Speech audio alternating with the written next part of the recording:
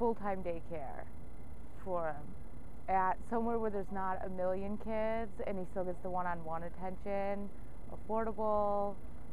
But my biggest problem is hours, being like a nursing student or having to go to the hospital because we have to be up at 4:30 and the schools don't open till 7:30. So being a single mom who takes him, then you have to pay somebody else to also come there and watch him before you go and after you get home.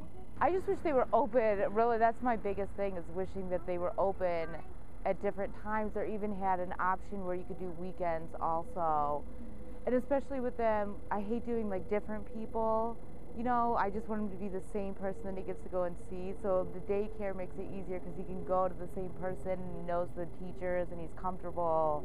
And there's not all that stuff also. I think it's hard to get in somewhere, especially as a single mom. The waiting lists are longer for the places that you can actually afford. And somewhere that you can get in is a lot of people's yearly salary, $20,000 a year for daycare to work. When she was younger, I was staying at home with her. I'm still not working after, I had her. I stayed home with her. My main issue with her was she's allergic to nuts. So that was the major issue. The other issue was it's really expensive, daycare. It's like $1,600 a month, So unless you have a job that's really, you're like a doctor or something, making a lot of money. Otherwise, it's not worth it, I felt like, to put her in the daycare.